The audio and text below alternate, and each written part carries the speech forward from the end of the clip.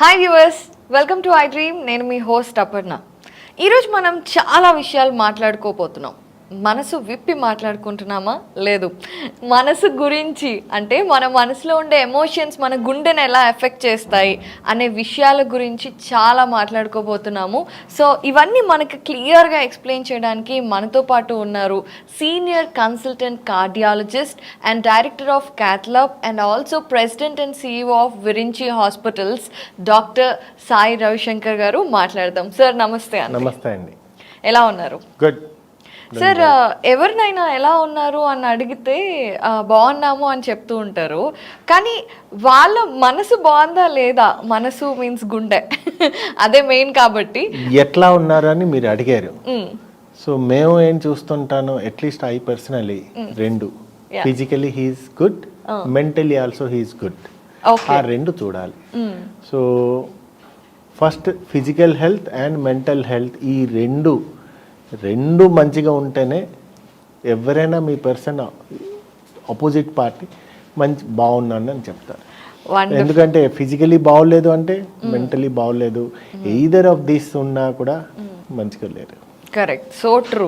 So మనం ఈ విషయాల గురించి మరింత మాట్లాడుకునే ముందు ఒకసారి మీ గురించి, సార్ మీరు అసలు యాజ్ అ కార్డియాలజిస్ట్ ఏ ఇయర్లో మీ వర్క్ స్టార్ట్ చేశారు? అప్పుడు కండిషన్స్ అండ్ సిట్యువేషన్స్, మన ఇండియన్ మెడికల్ సిట్యువేషన్స్ కానివ్వండి, అప్పుడు టెక్నాలజీ కానివ్వండి, ఎలా ఉండేది అని ఒకసారి చెప్తారా? నేను ఎప్పుడు MBBS I'm the state third rank in the MBBS. అప్పుడు చేస్తున్నప్పుడు హోల్ ఎంబీబీఎస్లో 60 సీట్సే ఉండేది హోల్. సో 60 సీట్స్లో మాకి టఫ్ కాంపిటీషన్ అని మేము అనుకున్నాం. ఇప్పుడు ఓన్లీ ఎంబీబీఎస్ గురించి చూస్తే number of seats is almost 60,000. More than 60,000 వచ్చింది. నంబర్ ఆఫ్ క్యాండిడేట్స్ కూడా పెరిగారు. సో ఇప్పటికి కూడా టఫే అంటారు. కానీ ఇప్పుడు the quality of the education ఏది ఉన్నదో అది కొంచెం డైల్యూట్ అయిపోయింది. So mostly mushrooms of college వచ్చింది, మెడికల్ కాలేజ్, ప్రైవేట్ కాలేజెస్ చాలా వచ్చింది. Infrastructure is not good, faculty is not good. Anyway there are good colleges are there, but if you consider 50% all the government colleges ఏది ఉన్నదో good government college ఉన్నది. Even though now government is coming up with all the so many colleges వస్తున్నాయి, కానీ proper faculty and infrastructure కూడా కొంచెం improvement అవ్వాలి. So quality of the medical education 10-15 years back ఏది ఉండేదో ఇప్పుడు ఏదో 20 ఇయర్స్ బ్యాక్ ఇప్పటికి డెఫినెట్లీ చేంజ్ అయింది. సార్ ఈ పాయింట్ ఏంటంటే నాకు అర్థం కాలేదు. బికాస్ ఇప్పుడు టెక్నాలజీ పెరిగింది, గ్లోబల్ స్టాండర్డ్స్ పెరిగాయి, మన ఎడ్యుకేషన్ కూడా టెక్నాలజీ పరంగా ఇంప్రూవ్ అయింది కదా sir. Technology can not replace medical field. Technology will help to the medical field. So ఈ రెండు statement is very clear. Technology can not replace the medical field. So టెక్నాలజీకి మేము ఇప్పుడు వచ్చిన తర్వాత, మేము ఒక టైంలో ఎంబీబీఎస్ చేస్తున్నప్పుడు మొబైల్స్ ఉండేది కాదు. So we use to go to library, దాని గురించి చేసాం. ఇప్పుడు టెక్నాలజీ వచ్చింది. జస్ట్ ఒక క్వశ్చన్, టెక్నాలజీకి ప్రాపర్గా ఎంతమంది వాడుతున్నారు? మొబైల్స్ వచ్చింది, మొబైల్స్ ఇంటర్నెట్ ఫ్రీ వచ్చింది. ఇప్పుడు మొబైల్స్ అండ్ ఇంటర్నెట్ వచ్చినప్పుడు ఒక టెక్నాలజీకి ఒక స్టూడెంట్ వాడతారంటే ప్రాపర్గా వాళ్ళు గూగుల్లో ఉన్ని ఏదో ఉన్ని ప్రాపర్గా చూస్తారు. కానీ వాళ్ళ స్క్రీన్ టైం పెరిగింది అండ్ చదువులో ధ్యాస ఏదో ఉంటుందో అది తగ్గిపోయింది.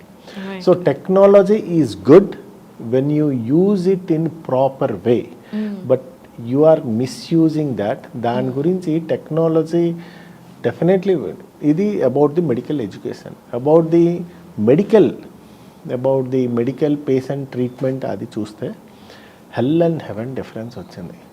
20 ఇయర్స్ బ్యాక్, మేము 30 ఇయర్స్ బ్యాక్ ఏదో ఎంబీబీఎస్ చేసామో, 20-30 ఇయర్స్ బ్యాక్ అండ్ ఇప్పటికి technology has changed a lot.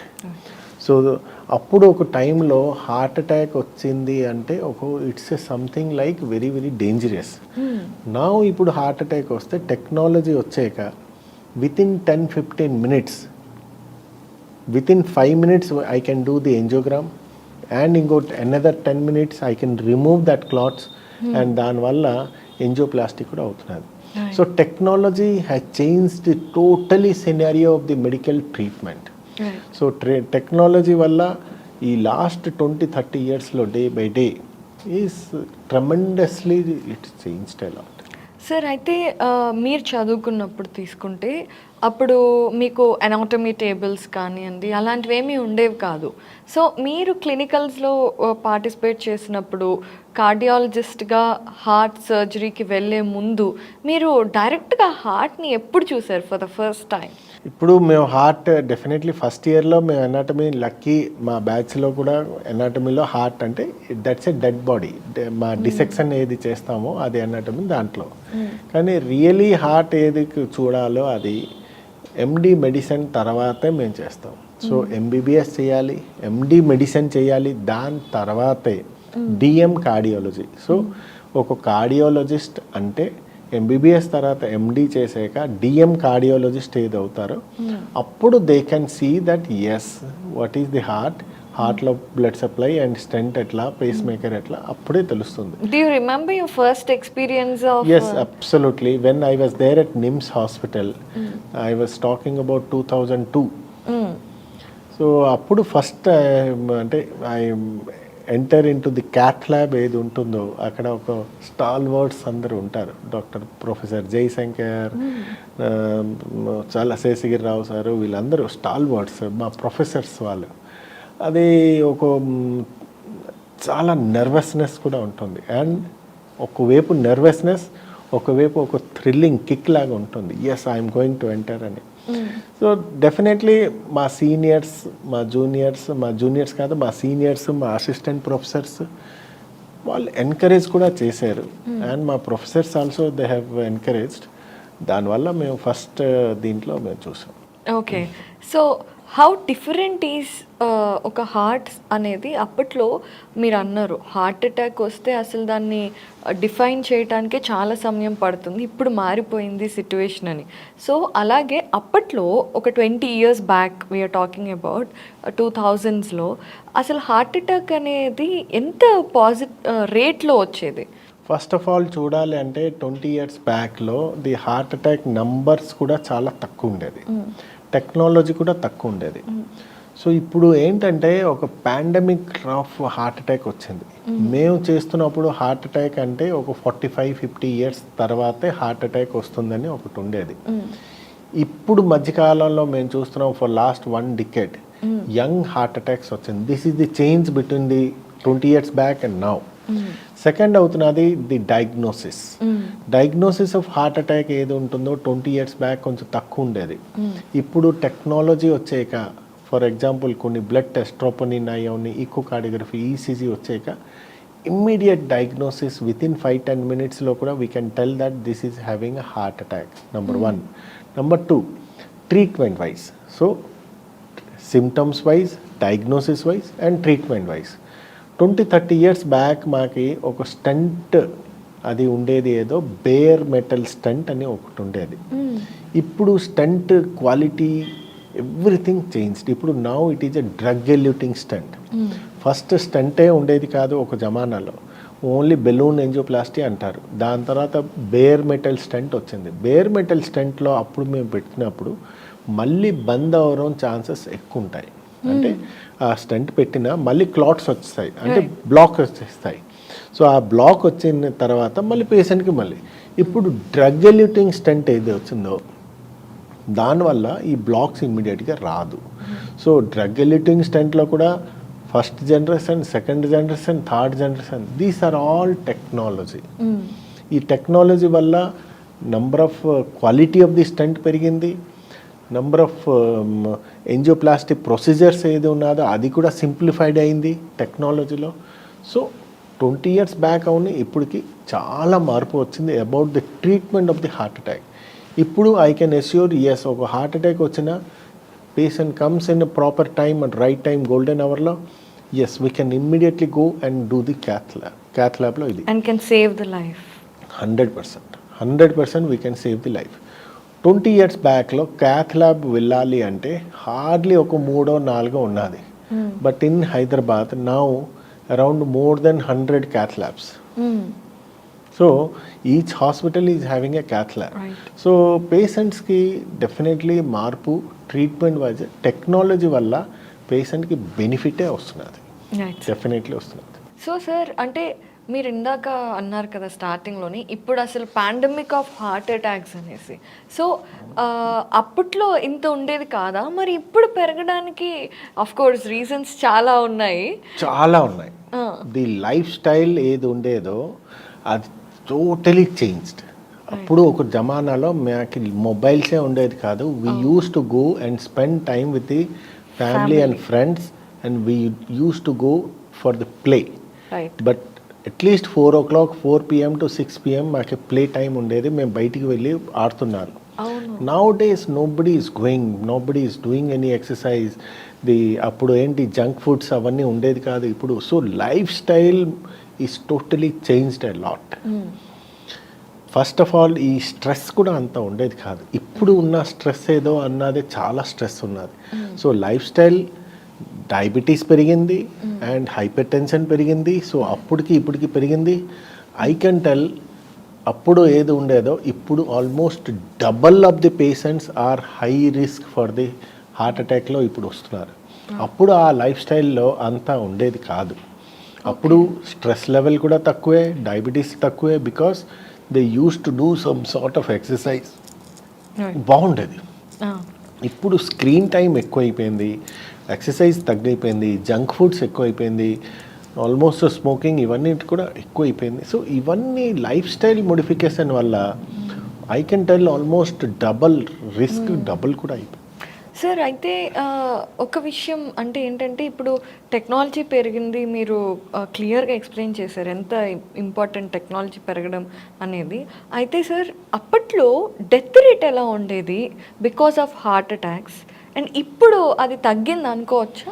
100% me question correct. అప్పుడు డెత్ ఒక హార్ట్ అటాక్ వచ్చింది అంటే దాని ట్రీట్మెంట్ మోడాలిటీస్ ఏది ఉంటుందో అది కొంచెం తక్కువ ఉండేది. ఇప్పుడు ట్రీట్మెంట్ చాయిసెస్ ఎక్కువ ఉన్నది అండ్ టెక్నాలజీ వల్ల మాకు చాలా ర్యాంపెంట్ అడ్వాన్స్మెంట్ ఉన్నది కనుక డెత్ రేట్ డెఫినెట్లీ తగ్గింది. అప్పుడు ఏంటి ఒక కిడ్నీ ప్రాబ్లం ఉన్నది, హార్ట్ అంటే అసలు మాకేంటో చాయిస్ ఉండేది కాదు, ఓన్లీ మెడిసిన్స్. ఇప్పుడు ఎంజియోప్లాస్టీ, ఎథరెక్టమీ, బెలూన్ ఎథరెక్టమీ, సో అన్ని రకాలు మాకు ఉన్నాయి. ఇంకొకటి అక్కడ ఓన్లీ హార్ట్ అటాక్లో బ్లాక్స్ సిటిఓ అది ఉంటే అది ప్రాబ్లం ఉండేది. ఇప్పుడు even CTO, bifurcation lesion, complex angioplasty ఏదైనా we're able to do that. So technology వల్ల డెత్ రేట్ ఏది ఉన్నదో అది డెఫినెట్లీ కొంచెం తగ్గింది. సార్ మరి ఎందుకు sir youngsters who are fit, who are into fitness, sports, acting, వాళ్ళందరూ ఏంటంటే అంటే స్పోర్ట్స్లో ఉన్న వాళ్ళు they will always have the best fitness, వాళ్ళు సడన్గా హార్ట్ అటాక్తో చనిపోవటం, యాక్టర్స్ చనిపోవడం, that hardly they are into 35 to 45 age రేంజ్లో, అసలు సిమ్టమ్స్ లేకుండా ఇలా. నేను ఒక ఇది చదివాను సార్, ఒక ఆర్టికల్, మన ఫుట్బాల్ ప్లేయర్ ఒక ఆయన హార్ట్ అటాక్తో చనిపోయారు కదా, I couldn't recollect the name. Right. So many even football player అవని, ఈవెన్ జిమ్లో చేస్తున్నప్పుడు so many celebrities also in the gym also collapse అయ్యారు. సో ఫిట్నెస్ ఫ్రిక్లో కూడా ఇప్పుడు కొలాప్స్ అవుతున్నారు. There are so many reasons are there. బాడీకి ఒక లిమిటెడే ఉంటుంది, దానికంటే ఎనీథింగ్ ఎక్సెస్ ఈజ్ బ్యాడ్. మీ బాడీకి కెపాసిటీ, ఎక్సర్సైజ్ కెపాసిటీ ఏది ఎంత ఉన్నదో అంతే మీరు చేయాలి. రెగ్యులర్గా మీరు ఎక్సీడింగ్ యువర్ కెపాసిటీ మీరు చేస్తుంటే definitely today or tomorrow heart will going to damage that. So ఇప్పుడు కొన్ని విషయాలు మీరు చూసుకోవాలంటే any person is going to the gym, minimum basic criteria ఉండాలి. ఒక బేసిక్ అంటే పేషెంట్కి ముందు నుంచి family history of sudden cardiac death ఉండకూడదు. ఓకే. సో మీ అమ్మ, నాన్న, బ్రదర్ ఎవరైనా సడన్ హార్ట్ అటాక్లో చనిపోయారు, ఇట్లాంటి పేషెంట్లు మీరు వెళ్ళకండి. Number 2, basic test like ECG, echocardiography minimum చేయించుకోవాలి. ఇప్పుడు మీ సడన్ కార్డియాక్ డెత్ అయ్యారు, there are almost some crores they are doing exercise. దాంట్లో ఏదో 0.1% ఏదో సో దాని గురించి మేము ఎక్సర్సైజ్ ఈజ్ బ్యాడ్ నేను చెప్పను. సో ఎక్సర్సైజ్ చేసే ముందు, జిమ్ వెళ్ళే ముందు ఒక పర్సన్కి మినిమం బేసిక్ లైక్, ఎందుకంటే ఇప్పుడు ఈ సడన్ కార్డియాక్ డెత్ ఏది వస్తుందో దాంట్లో రీజన్స్ అవుతున్నది హార్ట్ అటాక్ అని కూడా కాపోవచ్చు. సో హార్ట్ ప్రాబ్లం అంటే మెయిన్లీ హైపర్ట్రోపిక్ కార్డియోమైపతి అని ఒకటి ఉంటుంది. Most of the players athletes ఏది ఉన్నదో హైపర్ట్రోపిక్ కార్డియోమైపతి పేషెంట్స్ సడన్గా హార్ట్ రేట్ 300 దాకా వచ్చి వెంట్రికులర్ టకికార్డియా వచ్చి సడన్ డెత్ అవుతారు. సో జిమ్లో కూడా అదే అవ్వచ్చు. సో ఓన్లీ హార్ట్ అటాక్ కాకుండా హైపర్ట్రోపిక్ కార్డియోమైపతి, కొన్ని congenital genetic problem like brugada syndrome or long QT syndrome ఉండొచ్చు, ఆర్ పేషెంట్కి కూడా హార్ట్ అటాక్ రావచ్చు. సో ఇవాళ రేపు మేము చూసింది ఏంటంటే the trend is young heart attack, అంటే less than around 35 years heart attacks are very rampant. So ఇవన్నీ కారణాలు అవుతున్నది లైఫ్ స్టైల్ చేంజెస్ గురించి. ఇప్పుడు ఏషియన్ పాపులేషన్లో వెస్టర్న్ పాపులేషన్కి కంపేర్ చేస్తే 10 years అహెడ్గా హార్ట్ అటాక్ వస్తున్నది. అంటే వెస్టర్న్ పాపులేషన్కి 45 yearsలో హార్ట్ అటాక్ వస్తే ఏషియన్ పాపులేషన్లో 35లో వస్తున్నది. So these are all because of the life style modification and some genetic. Sir, I have a small doubt about this. ఇప్పుడు వెస్ట్రన్ పాపులేషన్ తినేది most of the starches, carbohydrates and fats, and ఇప్పుడు మనం life స్టైల్లో తింటుంది కూడా అదే, starch ఎక్కువ అవుతుంది, కార్బోహైడ్రేట్స్ ఎక్కువ అవుతున్నాయి. అయినా వాళ్ళు ఎక్కువ ప్రిడామినెంట్గా వాళ్ళ ఫుడ్లో అది ఉన్నప్పుడు మనం అది తింటే మనకెందుకు 10 years ముందే వస్తుంది? వెస్టర్నైజేషన్ ఏది ఉన్నదో వాళ్ళు ఆ కంట్రీలో ఆ క్లైమేట్కి they are accustom to that. మేమేం చేస్తున్నాం, ఆ వెస్టర్నైజేషన్ అయిపోతున్నది ఇండియాలో. వెస్టర్నైజేషన్ అంటే we're adopting their culture, but we're staying in a where temperature is around 36 to 42 most of the time. So అక్కడేంటి temperature is only maybe 10 to 25. So ఆ environment ఈ ఎన్వైర్మెంట్కి డిఫరెంట్. నెంబర్ 2 చూడాలంటే ఇండియన్ ఒబేసిటీ ఏది ఉన్నదో western obesity ఉన్నదంటే western obesity is much more higher. Okay, so వాళ్ళకి heart attack వస్తున్నది కానీ at the age of around 45. కానీ ఇక్కడ వస్తున్నది హార్ట్. సో ఇప్పుడు ఏంటి, నెంబర్ ఆఫ్ స్మోకింగ్ ఎంత ఉన్నదో కొంచెం rate day by day increased, junk foods increased, so exercise తగ్గిపోయింది. So and so many factors are there, mental stress అవునాయి ఇవన్నీ. దీనివల్ల Asian population are getting 10 years earlier heart attack వస్తున్నది, which is an alerting thing. It's a very alerting. And young heart attacks ఏది వస్తున్నారో around 30 to 35 sudden death కూడా అవుతున్నారు. ఎందుకంటే heart ఏది కొంచెం ఓల్డ్ ఏజ్ వస్తే హార్ట్ అటాక్ వచ్చినా బ్లాక్ వచ్చినా సైడ్ నుంచి collaterals can support for couple of hours or days. But young heart attack ఏంటంటే కోలాటరల్స్ ఎక్కువ ఉండదు. అంటే ఒక బ్లడ్ సప్లై బంద్ అవుతే పక్క నుంచి ఇంకొక బ్లడ్ సప్లై ఇక్కడికి ఇస్తుంది. కానీ యంగ్ హార్ట్ అటాక్స్లో అంత కోలాటరల్స్ ఉండదు. సో దాని గురించి సడన్ డెత్ కూడా అవ్వడం ఛాన్సెస్ ఎక్కువ. సో ఎవరికైనా మీకు చూస్తుంటారు సెలబ్రిటీస్ ఏదైనా జిమ్లో లేకపోతే సడన్గా హార్ట్ అటాక్ వచ్చి కొలాప్స్ అవుతారు, ఎందుకంటే ఇది కోలాటరల్స్ ఉండవు, సపోర్టివ్ సిస్టమ్ ఉండదు కాబట్టి. సార్, ఇంకొకటి, మీరు జిమ్కి వెళ్ళే ముందు ప్రీ రిక్విజిట్గా ఖచ్చితంగా మన ఫ్యామిలీ హిస్టరీలో sudden collapse and due to heart attack deaths ఉంటే వెళ్ళకపోవడం మంచిది అన్నారు. Can we take this as can heart attacks also be genetic అని? Absolutely correct. Even 10% of the heart attacks is a family history or genetic is ఖచ్చితంగా ఉన్నది. And అది ఇప్పుడు కూడా మాకు clear cut proved also. Those are having heart attack family history. Gym సంగతి నేను వదలండి, ఎవరైనా XYZ పర్సన్ వాళ్ళ ఫాదర్కి హార్ట్ అటాక్ వచ్చింది అనుకోండి, ఫస్ట్ డిగ్రీ రిలేటివ్ ఆర్ బ్రదర్కి, you have to be very very very very very serious about your health. So ఒక పర్సన్కి ఫ్యామిలీలో ఎవరికైనా హార్ట్ అటాక్ వచ్చింది అంటే మీకు కూడా జెనెటిక్లో డెఫినెట్లీ హార్ట్ అటాక్ ఉంటుంది. Not only heart attack, there are so many cancers also there. అట్లాగే హార్ట్ అటాక్ కూడా వెరీ వెరీ ఫ్యామిలీ హిస్టరీ ఉన్నది అంటే డెఫినెట్లీ జెనెటిక్ ఫ్యాక్టర్ ఉంటుంది. Okay, so coming to this sir, చాలా జర్నీలో మీరు ఎన్నో హార్ట్స్ని ట్రీట్ చేసి ఉంటారు, ఎంతో మందిని బ్రతికించి ఉంటారు, కానీ కొన్ని కేసెస్ హెల్ప్లెస్ సిచ్యువేషన్స్ ఉంటాయి. అలాంటి కండిషన్స్ ఉన్న హార్ట్స్ ఎలా ఉంటాయి సార్? లైక్ ఇప్పుడు నేను ఆల్మోస్ట్ స్టార్ట్ చేసింది ఈవెన్ కరీంనగర్లో ఐఎమ్ ది ఫస్ట్ కార్డియాలజిస్ట్. మేము ఆల్ ఎమర్జెన్సీ టేకప్ చేసింది కూడా మేమే. సో ఐ హ్యావ్ సీన్ అంటే ఇప్పుడు the change of patients mind set and attitude and change of patient ఎట్లా వస్తారో అప్పుడు ఎట్లా ఇప్పుడు కూడా టోటలీ డిఫరెంట్ వచ్చింది. సో ఏదైనా heart attack is a very serious.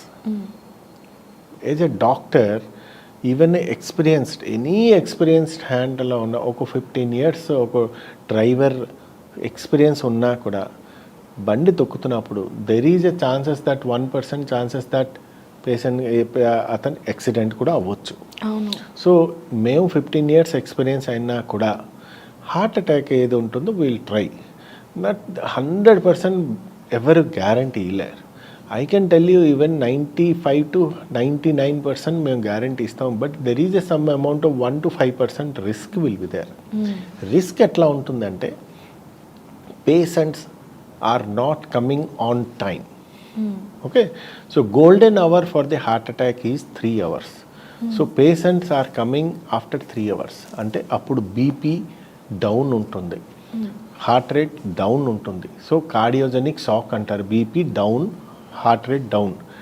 ఒక్కసారి బీపీ డౌన్ అయింది అనుకోండి, ఫస్ట్ ఎఫెక్ట్ అయిపోతుంది కిడ్నీ. సో కిడ్నీ ఎఫెక్ట్ అవుతే డెఫినెట్లీ ఇట్స్ ఏ వీసియస్ సైకిల్ అవుతుంది. సో అందరు అంటారు ఏంటంటే మా పక్కవాడు వెళ్ళారు, అక్కడికి వెళ్ళాక పేషెంట్ హార్ట్ అటాక్, వాళ్ళకి ఇవన్నీ అర్థం అవ్వదు.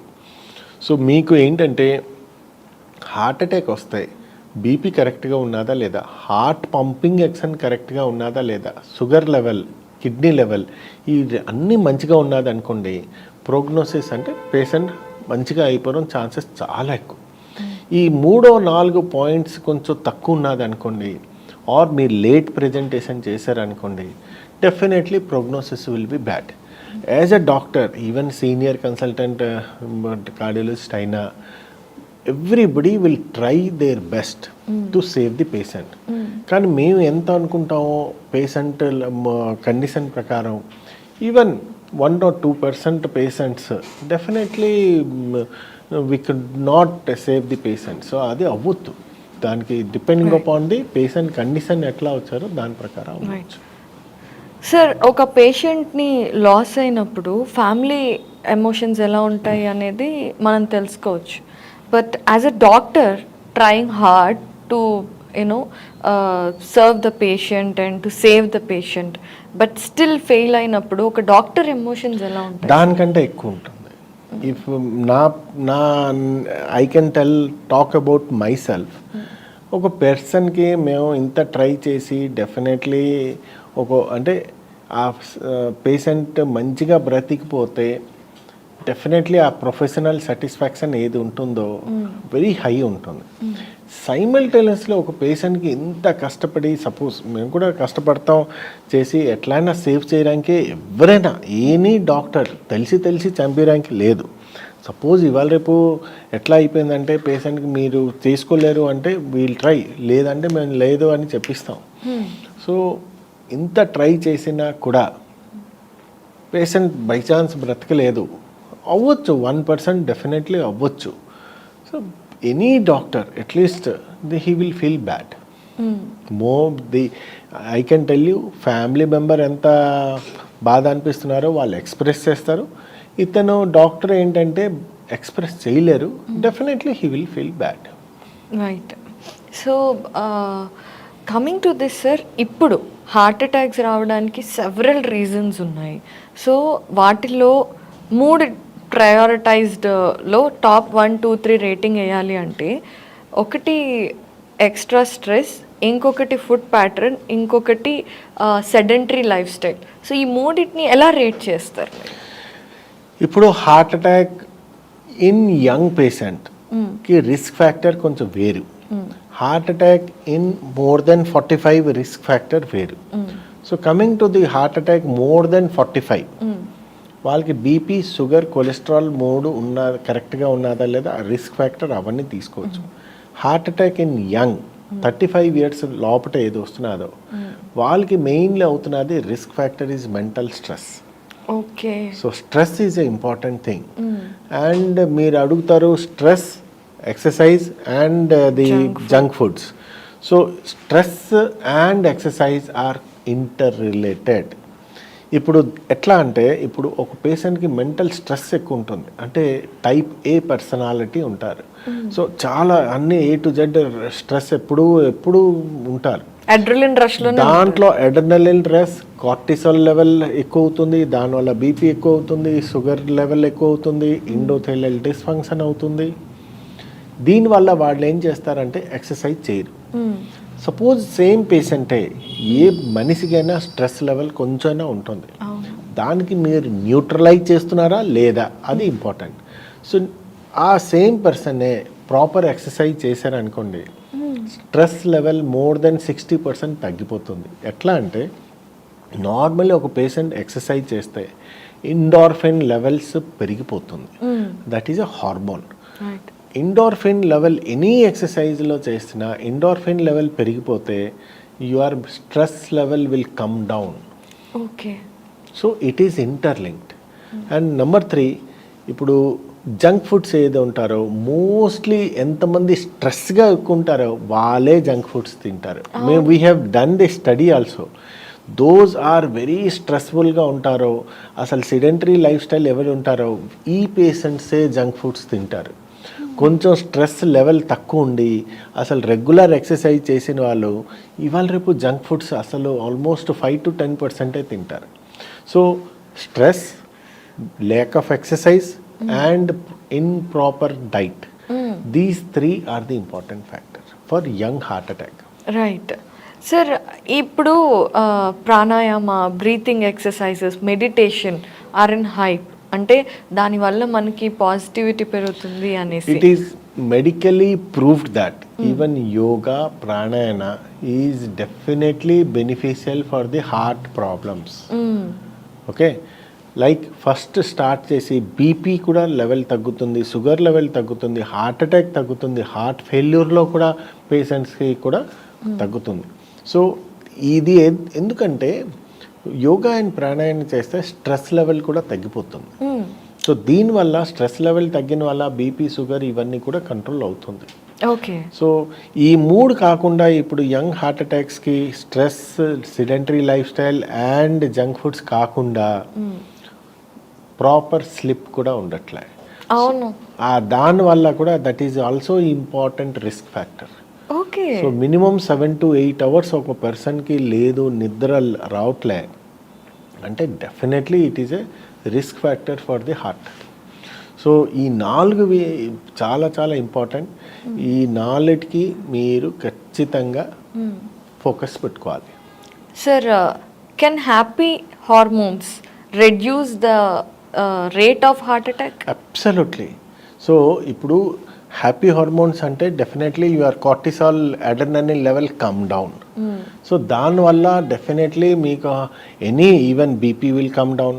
ఒక పర్సన్ హ్యాపీగా ఉన్నారనుకోండి అంటే డెఫినెట్లీ వాళ్ళకి జబ్బుయే రాదు. హార్ట్ వదిలేండి, ఏ జబ్బు అయినా కొంచెం తగ్గిపోతుంది.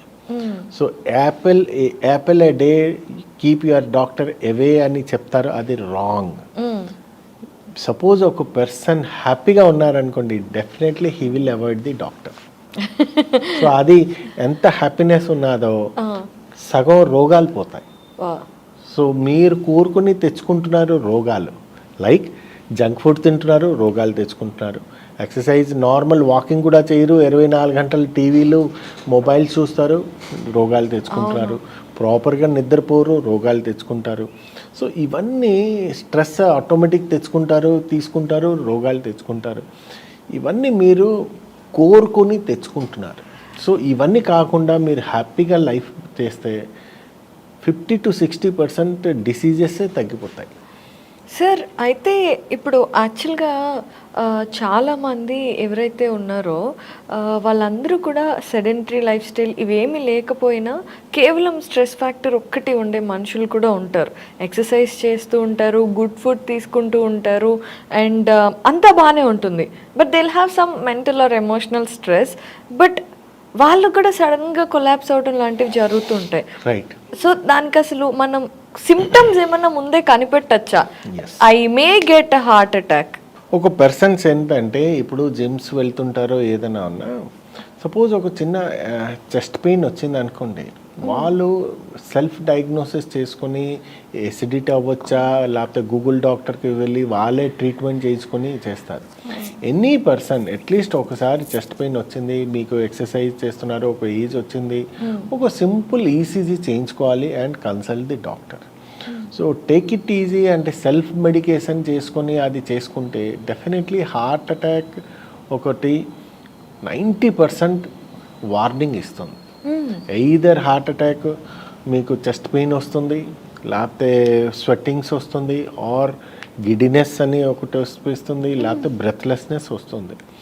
90% ఆఫ్ ది టైం పేషెంట్కి ప్రాపర్గా వార్నింగ్ సిమ్టమ్స్ అన్నీ ఇస్తారు. ఈ 4 సిమ్టమ్స్ పేషెంట్ ఏం చేస్తారంటే వాళ్ళకి దే సెల్ఫ్ డయాగ్నోసిస్ చేసి పక్కన ఆర్ఎంపీ అవన్నీ ఫార్మసీస్కి వెళ్ళి వాళ్ళు సెల్ఫ్గా ట్రీట్మెంట్ చేయించుకొని basic investigation like ECG or trop I or echocardiography చేయకుండా కొంచెం లేట్గా వస్తే అక్కడ ప్రాబ్లం వస్తుంది. So 90% of the chances except diabetes వాళ్ళకి చెస్ట్ పెయిన్ రాదు. రెస్ట్ అందరికీ డెఫినెట్లీ చెస్ట్ పెయిన్ వస్తుంది అండ్ వార్నింగ్ సిమ్టమ్స్ లాగా వస్తుంది. ఓకే, సో కొంచెం మెట్లెక్కిన ఎక్సెసివ్ స్వెట్టింగ్, ఈవెన్ కొంచెం దూరం నడుస్తే నొప్పి వస్తుంది, కూర్చుంటే నొప్పి తగ్గిపోతుంది, టిపికల్ హార్ట్ అటాక్. కొంచెం నడుస్తే ఆయాసం వస్తుంది, కూర్చుంటే తగ్గిపోతుంది. సో ఇట్లాంటిది కొన్ని లక్షణాలు డెఫినెట్లీ హార్ట్ అటాక్లో వస్తాయి. ఓకే సార్, అయితే కమింగ్ టు అడిక్షన్స్, అసలు ఏ ఎడిక్షన్ వల్ల ఎక్కువ హార్ట్కి ప్రాబ్లం వస్తుంది? Addiction, any addiction is bad. Mobile addiction is bad, smoking addiction is bad, too much of alcohol addiction is bad. So any addiction is bad. So even too much of addiction to the gym also bad, Right. which we have discussed, we have seen also. Yes. So any addiction is bad. And దాంట్లో మీరు చెప్పాలంటే smoking is the most important. అది addiction ఉంటే కొంచెం definitely dangerous. Okay, so యూజువల్గా మనకి heart attack రాకుండా ఉండటానికి మంచి లైఫ్ స్టైల్ ఇలాంటివి చెప్తూ ఉంటారు. కానీ గుండె బలానికి ఇప్పుడు ఎసిడిటీ ఉందనుకోండి, దానికి మీరు మార్నింగ్ టైం జ్యూస్ తాగండి, ఎసిడిటీ రాదు. అలా హార్ట్ అటాక్ రాదు ఇది చేస్తే. అబ్సల్యూట్లీ. మీరు ఫుడ్ అన్నారు అనుకోండి, you take more vegetables, more fruits. Okay, more vegetable and more fruits తీసుకోండి, definitely it is good for the health. First of all digestive system, ఈ బ్లడ్ ప్యూరిఫికేషన్ బాగా అవుతుంది. So more vegetables, more food ఉన్న, more salads, more vegetables, more salads, more fruits మీరు తీసుకున్నారనుకోండి, that is good for the heart. Okay, దానికేం డౌటే లేదు, that is always good for the heart. Sir, అయితే ఎప్పటి నుంచి ఇప్పుడు మనం కొన్ని ఈ పర్టికులర్ ఏజ్ వచ్చిన తర్వాత బీపీ షుగర్ చెక్ చేయించుకుంటూ ఉంటాం, అలా ఏ ఏజ్ నుండి మనం ఈసీజీ? నా లైఫ్లో ఆల్మోస్ట్ విత్ 20 years ఎక్స్పీరియన్స్లో నేను యంగెస్ట్ పేషెంట్కి స్టంట్ వేసింది you cannot imagine 17 years. 17-year Babu, at least ఇద్దరికి నేను స్టంట్ వేశాను. ఇప్పటికీ కూడా పేషెంట్ ఈజ్ హార్డ్లీ 20 years వచ్చింది. ఫస్ట్ ఇయర్ ఇంజనీరింగ్ స్టూడెంట్, వాళ్ళ పేషెంట్ కూడా మా కరీంనగరే. ఆ పేషెంట్కి ఫస్ట్ ఇయర్ ఇంజనీరింగ్ అంటే ఆల్మోస్ట్ 17 years. అదే కదా, వాళ్ళకి మేజర్ హార్ట్ అటాక్ వచ్చి ఫస్ట్ పేషెంటే కొంచెం వాళ్ళకి హాస్టల్లో ఉన్నప్పుడు చెస్ట్ పెయిన్ వస్తే వాళ్ళకి ఎసిడిటీ అని వాళ్ళు ఇనోఫినో తగ్గించి, దాని తర్వాత వాళ్ళకి వెంటనే వార్డుని పట్టుకుని వాళ్ళ పేరెంట్స్ అన్నీ వచ్చి it's a major heart attack. So age ఇవాళ రేపు ఏది అనుకున్నామో ఐ కెన్ టెల్ యూ, మీ ఓటర్ ఏజ్ ఏది ఉన్నదో అప్పటి నుంచి మీరు స్టార్ట్ చేయండి. You are eligible for vote అంటే 18 years అనుకోండి. 18 years నుంచి you have to take care of your heart. So ఇప్పుడు మేము అనుకున్నాం ఏంటంటే ఒక 25 years తర్వాత మీరు అన్నీ చెకప్ చేయించుకోండి అని. బట్ ఇప్పుడు అట్లీస్ట్ 18 years తర్వాతే మీరు హార్ట్కి ఒక్కసారి చెకప్ చేయించుకోండి. ఒకసారి checkup, basic test heart checkup చేయించుకుంటే మీకు ఏంటి బీపీ ఉన్నదా, షుగర్ ఉన్నదా, హార్ట్ కండిషన్ ఎట్లా ఉన్నదా ఒక ఐడియా వస్తుంది. సపోజ్ ఏంటి లేదనుకోండి, యూ డోంట్ హ్యావ్ టు, మీకేం కంగారు పడే అవసరం లేదు. ఏదైనా బార్డర్ లైన్ ఉన్నది అనుకోండి, మీరు ఖచ్చితంగా దానికి మీ లైఫ్ స్టైల్ మోడిఫికేషన్ చేస్తే చాలు. నెంబర్ 2, మీ ఫ్యామిలీ హిస్టరీలో ఎవరికైనా హార్ట్ అటాక్ ఉన్నది అనుకోండి, ఖచ్చితంగా 18 to 20 years లోపల ఏదైనా మీరు ఖచ్చితంగా ఒకసారి చెక్ చేయించుకోవాలి. బేసిక్ హార్ట్ చెకప్ చేయించుకోవాలి. ఓకే సార్, అసలు యంగెస్ట్ 17 అంటే వాళ్ళకి ఎడిక్షన్స్ ఉండవు. I don't think no addictions is the important factor for them. 17 yearsలోనే he is a chain smoker. Chain smoker అంటే at least 1 packet per day he use to smoke. Oh my God. So మేము ఇప్పుడు రీసెంట్గా చూస్తే mostly addiction starts from 10th or inter onwards. So inter నుంచి ఏది వస్తున్నారో ఇవాళ రేపు ది అర్బనైజేషన్ ఏది అయిందో almost cigarettes Avani almost maximum they will start by 10th or 11th. Okay. So addiction ఉంటున్నాయి, దాని గురించి కూడా one of the important factor. Right sir, coming to the heart surgeries, ఇప్పుడు స్టంట్స్ కూడా చాలా వరకు సులభతరం అయిపోయాయి అన్నారు కదా. సో ఇప్పుడున్న లేటెస్ట్ టెక్నాలజీ ఏంటి, అసలు హార్ట్ సర్జరీస్ అనేవి ఎలా జరుగుతున్నాయి? ఇప్పుడు హార్ట్ సర్జరీ ఒక టైంలో ఏదో ఇప్పుడు లేటెస్ట్ స్టెంట్స్ వచ్చాక, లేటెస్ట్ టెక్నాలజీ వచ్చాక 90% of the time blood blocks ఏది ఉంటాయో వీఆర్ ట్రీటింగ్ బై స్టెంట్స్. కొన్ని స్పెషల్ ఇండికేషన్స్ ఉంటాయి, దట్ ఈస్ దాంట్లో మేము ఒక లాంగ్ సెగ్మెంట్ కాల్సిఫైడ్ లీజన్స్ ఉంటాయి, ట్రిపుల్ వెసల్ డిసీజ్ అంటే 3 బ్లాక్లు ఉన్నాయి, లెఫ్ట్ మెయిన్ దానికి బ్లాక్ ఉంటే, సో అట్లాంటి వాళ్ళకే కొంచెం maximum bypass surgery. Otherwise 90% of the blocks ఎంత ఉన్నాయి దాని గురించి మేము స్టంట్లోనే అయిపోతుంది. ఈవెన్ 2 అవన్నీ 3 అవన్నీ స్టంట్లో మేము we are able to clear that block. So ఇప్పుడు బైపాస్ ఏది ఉన్నదో అది రేట్ తగ్గిపోయింది, బికాజ్ స్టంట్ మేము వేస్తున్నాం కనుక బైపాస్ తగ్గిపోయింది. సో మీరు అప్పట్లో ఒక 20 years బ్యాక్ మెటల్ స్టన్స్ అవి అన్నారు, అవి మళ్ళీ స్టన్స్ ఐ మీన్ బ్లాక్స్ వచ్చే పాసిబిలిటీ ఉంది. ఇప్పుడు మన టెక్నాలజీ పరంగా యూస్ చేసే స్టన్స్ ఏంటి, అవి ఎలా ఫ్యూచర్ బ్లాక్స్ని అవాయిడ్ చేస్తాయి? ఇప్పుడు ఏంటంటే drug eluting stent is nothing but ఒక స్ప్రింగ్, మళ్ళీ అక్కడ బ్లాక్ రాకుండా స్ప్రింగ్ లాగా ఉంటుంది. సో డ్రగ్ ఎల్యూటింగ్ స్టంట్ అంటే ఆ స్ప్రింగ్ ఇన్నర్ సైడ్ ఏది ఉంటుందో ఒక డ్రగ్స్ ఉంటాయి, ఇవరోలిమస్ ఆర్ సిరోలిమస్ అని ఒక డ్రగ్స్ ఉంటాయి. ఆ డ్రగ్స్ ఏంటంటే ఒక 3 months దాకా మెల్లిమెల్లిగా అది రిలీజ్ అవుతూనే ఉంటుంది. డ్రగ్ కోటింగ్, ఒక కోటింగ్ వేస్తారు, బ్లడ్ వెళ్ళినా కూడా మెల్లిమెల్లిగా అది, దానివల్ల ఏంటంటే బ్లాక్స్ ఇంకా అవ్వదు. ప్లస్ ఇవాళ ఇప్పుడు టెక్నాలజీ ఏదన్నారో న్యూ ఇన్వెన్షన్లో కొత్త డ్రగ్స్ కూడా వచ్చాయి, వేర్ మాకి ఆ బ్లాక్స్ అవ్వకుండా కూడా కొన్ని న్యూ టాబ్లెట్స్ కూడా వచ్చాయి. ముందు అది ఉండేది కాదు, ముందు ఇకోస్ప్రినే ఉండేది, దాని తర్వాత క్లోపిడోగ్రిల్, ఇప్పుడు టికాగ్రిలోల్ అని. సో న్యూ టెక్నాలజీ కాకుండా న్యూ డ్రగ్స్ వల్ల కూడా బ్లాక్స్ కూడా అవ్వట్లేదు. సో కొలెస్ట్రాల్ టాబ్లెట్స్ ఉన్నాయి, కొన్ని బ్లడ్ థిన్నర్స్ ఉన్నాయి, దీనివల్ల బ్లాక్స్ కూడా ఛాన్సెస్ కూడా తగ్గిపోతాయి. ప్లస్ ఇది బేర్ మెటల్ స్టెంట్ ఏదో, ఇది నినిటాల్ బేస్డ్. సో దీనివల్ల డ్రగ్ ఎల్యూటింగ్ స్టెంట్ వల్ల మాకి rate of stent thrombosis instant stent restenosis ఏదో బ్లాక్ అయిపోతున్నదో అది తగ్గిపోయింది.